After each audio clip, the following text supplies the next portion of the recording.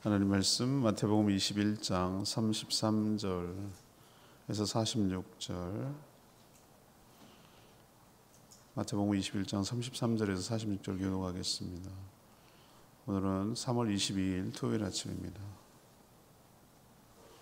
3월 22일자 본문 마태복음 21장 33에서 46까지 교독합니다. 다른 한 비유를 들으라.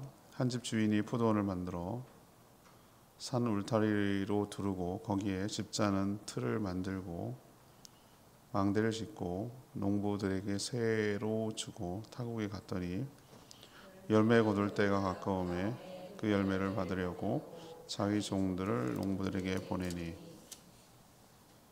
농부들이 종들을 잡아 하나는 심히 때리고 하나는 죽이고 하나는 돌로 쳤거늘 다시 다른 종들을 처음보다 많이 보내니 그들에게도 그렇게 하였는지라.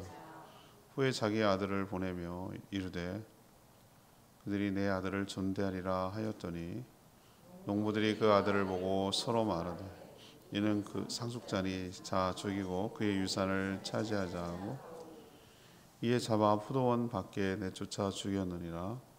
그러면 포도원 주인이 올 때에 그 농부들을 어떻게 하겠느냐. 그들이 말하되 그 악한 자들을 진멸하고 포도원은 제때에 열매를 바칠 만한 다른 농부들에게 새로 줄지니이다. 예수께서 이르시되 너희가 성경에 건축자들이 버린 돌이 모퉁이의 머릿돌이 되었나니 이것은 주로 말미암아 된 것이요 우리 눈에 기이하도다 함을 읽어본 일이 없느냐. 그러므로 내가 너희에게 이르노니 하나님의 나라를 너희는 빼앗기고 그 나라의 열매 맺는 백성이 받으리라. 이 돌 위에 떨어지는 자는 깨지겠고 이 돌이 사람 위에 떨어지면 그를 가루로 만들어 흩으리라 하시니 대제사장들과 바리새인들이 예수의 비유를 듣고 자기들을 가리켜 말씀하신 줄 알고 잡고자 하나 무리를 무서워하니 이는 그들이 예수를 선지자로 알미르라.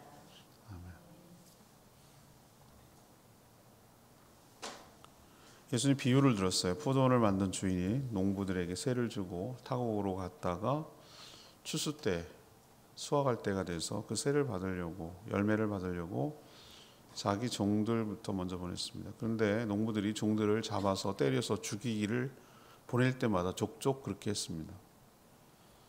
주인 생각하기를 자기 아들을 직접 보내면 아들은 함부로 할 수 없겠지, 존대하겠지라고 생각하기는 오히려 농부들이 아들을 죽여서 상속자니까 아들을 죽여서 이 포도원을 차지하자라고 하고 아들을 포도원 밖에서 죽였다는 겁니다. 이건 비유죠. 비유인데 그럴 수 있는 비유. 그리고 의도성을 가지고 교훈을 주려는 것이죠. 그래서 묻습니다. 주인 어떻게 하겠냐? 너희라면 어떻게 하겠냐? 당연히 주인은 돌아와서 그 악한 농부들을 진멸하고 새를 열매를 제때 바칠 만한 자들을 교체할 것이다. 누가 봐도 그렇잖아요. 근데 깨달았어요. 종교 지도자들, 바리새인들, 대제사장들이 이건 나보고 우리 보고 들으란 얘기인데 그래서 분개하고 잡으려고 했으나 사람들 이목 때문에 그렇게 못했다. 뭐 이런 내용이 오늘 스토리입니다. 오늘 질문은 심판을 받는 이유가 뭘까? 사람이 심판을 받는 이유가 뭘까? 그것을 질문으로 쭉 살펴보려고 합니다. 먼저 33절부터 36절까지 하나님의 종들을 거절하고 죽인 거예요. 이게 심판받는 이유예요. 하나님의 종들을 거절하고 죽인 것이죠. 앞에 어제 묵상한 내용이랑 연결시켜야 됩니다. 어제 내용은 뭐였죠? 맏아들, 둘째 아들 얘기를 했어요. 맏아들은 얘야 가서 포도원에 가서 일하지 않을래? 라고 했는데 두 아들 다 처음에는 맏아들은 어떻게 했어요? 아니요, 아니 예스 했어요. 갈게요 해놓고 안 갔어요. 둘째 아들은 안 가요 그랬다가 나중에 뉘우치고 들어가서 일을 했어요. 누가 순종한 자냐?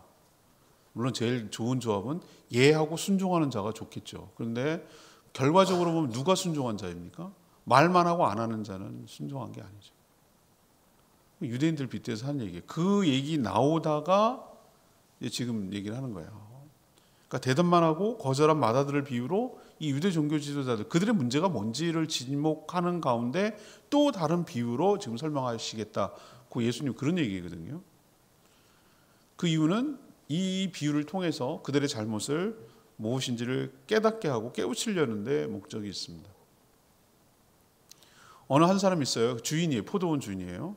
포도원을 정성껏 조성을 했어요. 그거 보면 느낄 수 있어요. 황무지에서 울타리를 두르고, 울타리를 두른다는 것은 함부로 누가 들어오지 못하도록 뭐 들짐승이나 사람이 두르고 망대도 졌어요. 망대를 왜 짓습니까?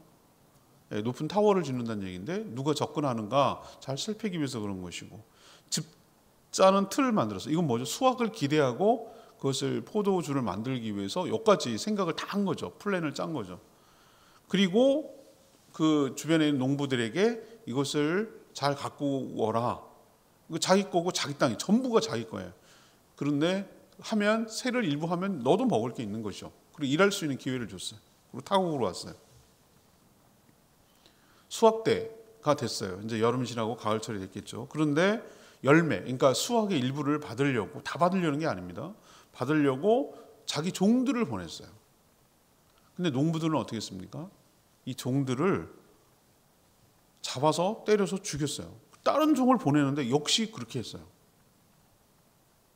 여기서 말하는 농부들은 누구죠? 아니, 일단 포도원 주인은 누굽니까? 하나님이시죠. 농부들은 누굽니까? 그들에게 기회를 준 유대인들이에요. 종들은 누구입니까 그러면? 하나님이 보낸 선지자들이에요. 그럼 농부의 잘못은 뭡니까? 유대인들의 잘못은 뭡니까? 자신들의 주제 파악이 안 되는 거예요. 자신들은 주인이 아닙니다. 소작인이에요. 그들은 바칠 책임이 있고요. 주인은 받을 권리가 있어요. 주인이 보낸 종들을 때려 죽인 것은 주인에게 그렇게 한 것입니다.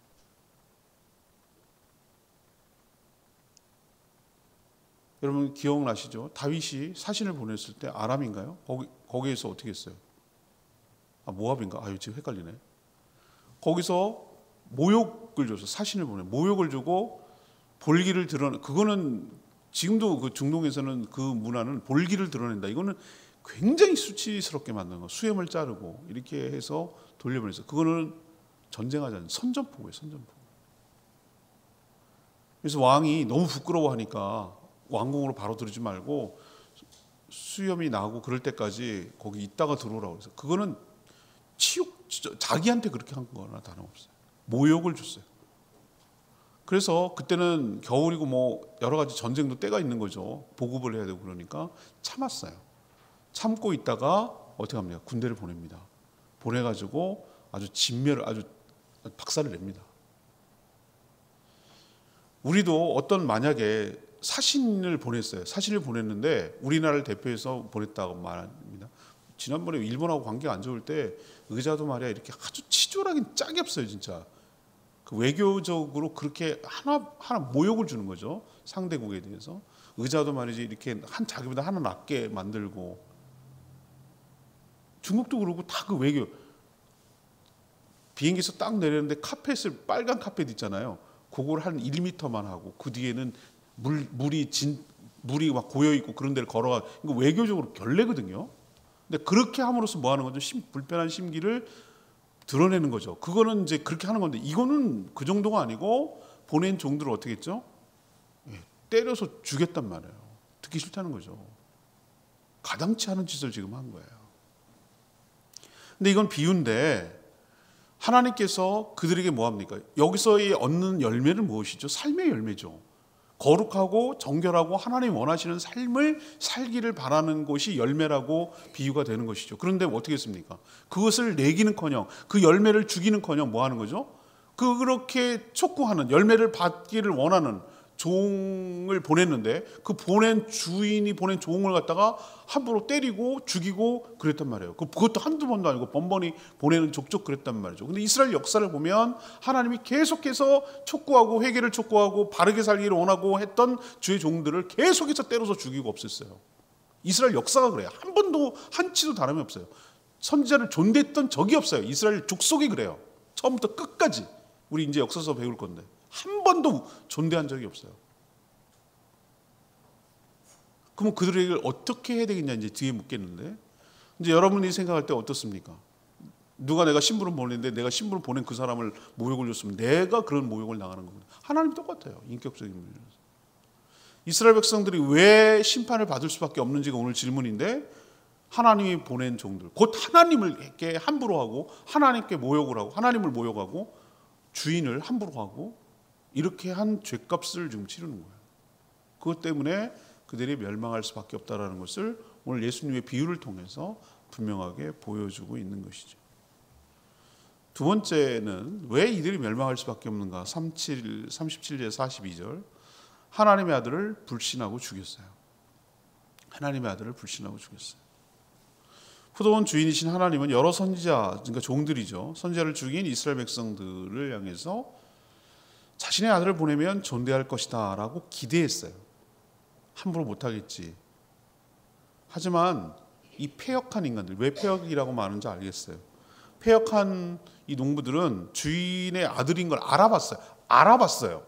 여기서 핵심은 알아봤어요. 몰라서 그런 게 아니에요. 알아봤어요. 그래서 더 그 죄가 가중되는 거예요. 야, 상속자 아니냐, 이 농부, 이 포도원을 다 차지할, 바로 이어서 차지할 자 아니냐, 얘만 없애면 이거 우리가 될 거다, 포도원을 유산을 차지하자. 이 가당치 않은, 앞에도 세를 내야 되는데 내지 않은 것도 가당치 않은데 이건 더 가당치 않은 짓을 하는 거예요. 포도원을 차지하자라고 모의 작당을 한 후 아들이 오자 포도원 밖으로 내쫓아서 죽였어요, 아들을. 여기서 밖에서라는 표현을 쓰셔야 돼요. 잘 기억하셔야 돼요. 아직 일어나지 않은 일이지만 예수님이 유대인들에게 어떻게 죽임을 당할 것인지, 또 자신이 누구인지 이것을 비유를 통해서 깨우치고 가르쳐 주려는 거예요. 당연히 영문박, 우리 찬양할 때 부활 고난주간에 부를 때 영문박,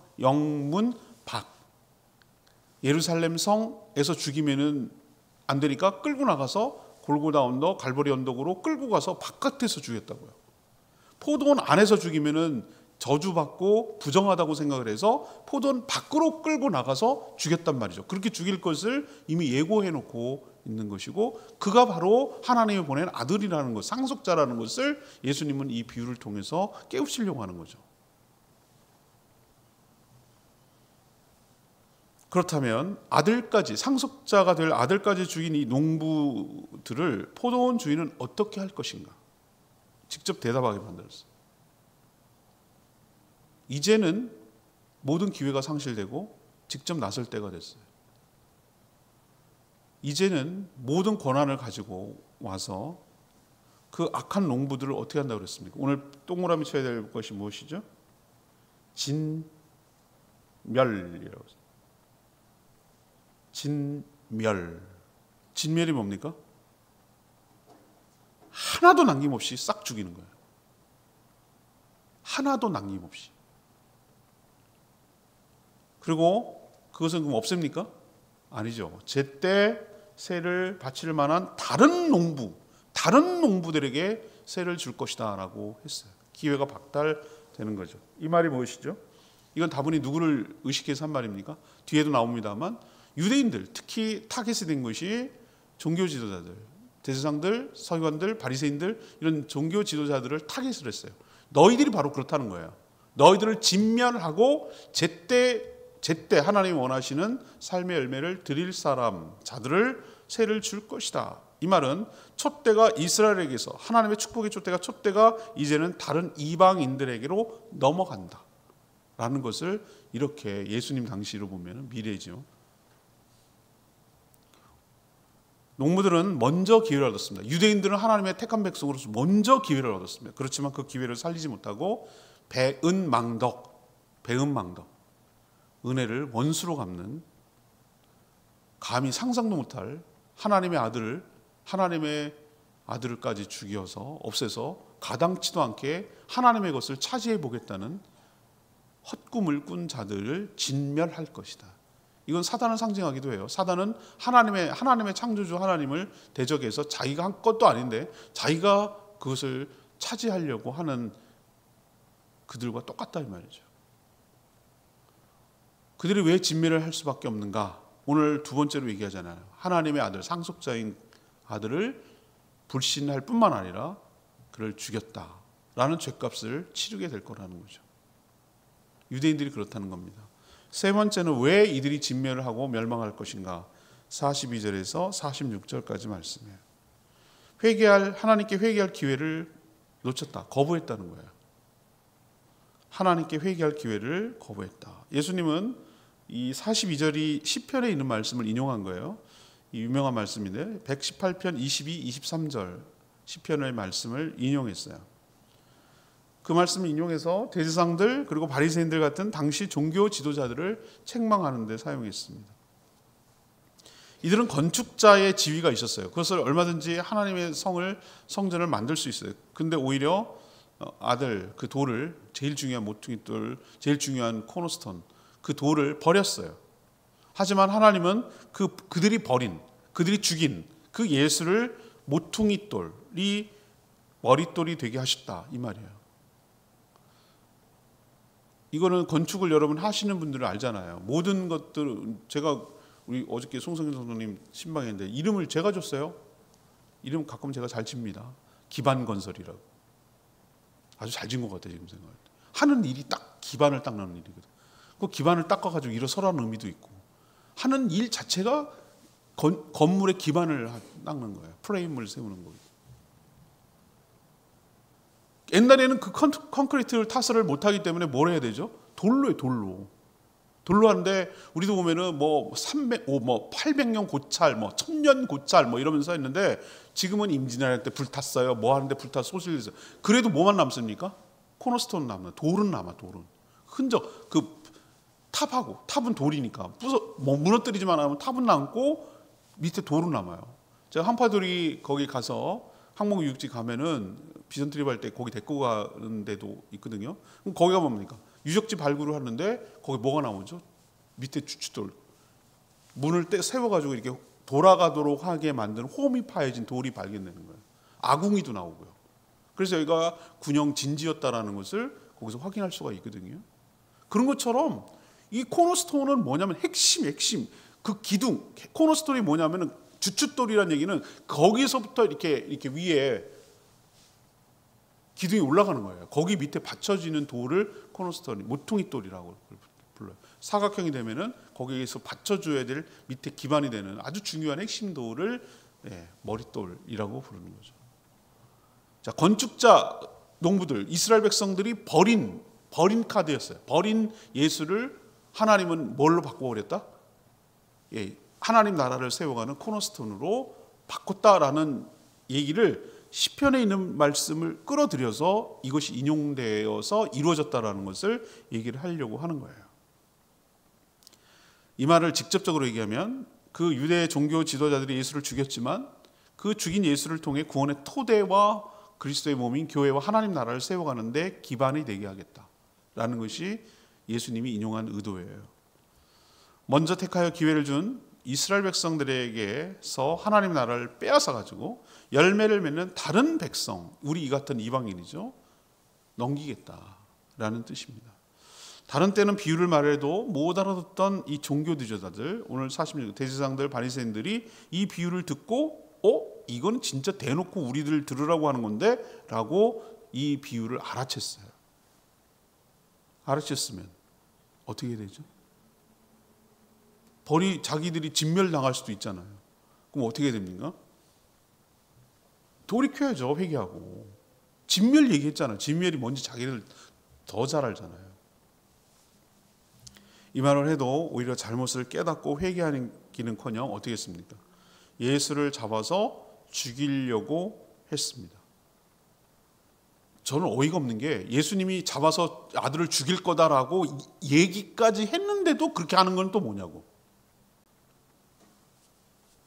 자기 마음에 들지 않으니.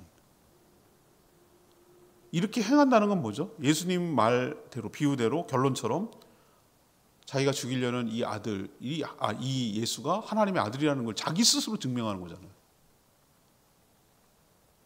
우리도 왜 심판을 받을까라고 생각하면 이 마지막 단계 앞에 그럴 수 있어요. 어저께 큰아들 작은아들 얘기하면서 다 둘째 아들 얘기를 하면 처음에 잘못할 수 있어요. 그럴 수 있어요. 사람이라는 게 이 마음이. 그렇지만 뉘우치는 게 중요해요. 뉘우치고 아버지의 뜻대로 가서 순종하는 게 중요한데, 이렇게 얘기를 해줘도 끝까지 뉘우치지 않고 해롭게 하고 대들고 반박하고 반항하고 그렇게 어긋장 놓고 더 막 이렇게, 이거는 답이 없어. 노답. 이거는 뭐 죽어야죠. 하나님 진멸당해야죠. 우리도 수없이 하나님 말씀이 선포되는데 그 말씀이 나에게 부딪혔을 때 분명히 어떤 반응이 와요. 반응이 오게 돼 있어요. 영이 살아있으면 반응이 옵니다. 당연히 오게 돼 있어요. 근데 그 반응을 어떻게 해석하고 그것을 반응을 어떻게 그것을 반응을 리액션을 하느냐가 내가 죽고 사는 게 결정되는 거예요. 그래서 딱 들었을 때 마음에 찔림이 있고 우리가 어떡할꼬. 이제 사도행전 나오면 그런 얘기 나오죠. 형제들아, 우리가 어떡할꼬. 너희가 회개하고 예수 그리스도를 믿으라. 그럼 너와 너희 집이 구원을 얻으리라. 이렇게 해서 어찌할꼬 라고 마음에 찔림이 있으면 그렇게 해야 내가 살 길이 열리는데, 이 유대 지도자들은 어떻게 합니까? 그 마음이 찔림이 왔어. 이건 우리 보고 들으라는 얘기인데, 이건 누가 봐도 우리 얘기인데, 그러면은 어떻게 되죠? 오히려 그렇게 하지 말아야 살 길이 열리는 건데, 오히려 그렇게 말하는 예수 그리스도를 잡아 죽여서 예수님의 말대로 이룰 뿐만 아니라 그들이 바로 악한 농부들이라는 걸 스스로 증명해 버리는 어리석음에 빠지게 된다. 이래서 죽는 거예요. 여러분도 주의 말씀을 들을 때 메스 같아요. 메스. 제가 그 느낌이 와요. 느낌이 딱 그래요. 성경을 대할 때 제 느낌은 어떤 느낌이냐면은 너무 날카로워요. 아주 뭐라 그럴까, 착하게 뭉뚱그려서 이렇게 막 자르는 칼 같지 않아요. 아주 그냥 딱 대면 착착착착착 나가는 너무 날카로운 칼처럼 느껴질 때가 있어요. 아주 그 애매하고 뭐 이러지 않아요. 아주 인간의 그 어떤 뭐라 그럴까, 그 적나라함을 딱 해부해버려요. 드러내버려요. 그리고 그걸 착착착착 잘라나가요. 이게 어디가 서야 되는 건지에 대해서 반드시 해부를 한다고요. 그랬을 때 두려운 마음이 생겨야 되는 거고, 이건 나를에게 적용을 해봐야 되는 것이고, 이것이 하나님이 나를 향한 오히려 기회를, 나를 아프게 하고 나를 면박을 주고 나를 창피하게 만들고 그러는 것이 아니라 거꾸로 이거는 나를 살리기 위한 수술을 하는 것이구나 라고 생각을 하고, 그것을 받고 회개하고 용서를 구할 때 살 길이 열리게 될 줄 믿습니다. 근데 거꾸로 맨날 듣기 싫은 소리 한다고, 맨날 야단 맞는 것 같다고, 맨날 기분 나쁘다고, 이런 식으로 해서 오히려 반발을 하고 거부하고 대들면 살 길이 없다. 노답이에요. 그건 할 수 없어요. 기회를 줬는데도. 이래서 망한다라는 것을 오늘 가르쳐 줍니다. 레마의 말씀 43절 말씀. 그러므로 내가 너희에게 이르노니 하나님의 나라를 너희는 빼앗기고 그 나라의 열매 맺는 백성이 받으리라. 먼저 기회를 얻었다고 나라를 받는 것은 아닙니다. 자신의 신분을 알고 해야 할 사명을 알아 충실하게 감당한 자만이 그 나라를 얻고 누릴 수가 있습니다. 이스라엘 역사, 백성들의 역사를 보면 패역한 역사라고 말씀드렸어요. 한 번도 하나님 말씀에 순종한 적이 없어요. 당연하게 하나님께 드릴 열매도 없는 거죠. 순종하지 않았어요. 그래서 우리 같은 이방인에게 기회가 오는 것이에요. 그러나 우리 한번 잘 생각해 봅시다. 우리도 또한 하나님 앞에 열매를 드리지 못하고 또 이런 식으로 살아간다면 우리도 그 기회가 박탈나고 다른 데로 넘어갈 수 있겠다라는 생각을 저는 해보는 거예요. 그리고 저는 좀 앞서갈 수 있으나 우리나라 한국 교회가 딱 그 꼴이에요. 지금 딱 이렇게 하고 있어요.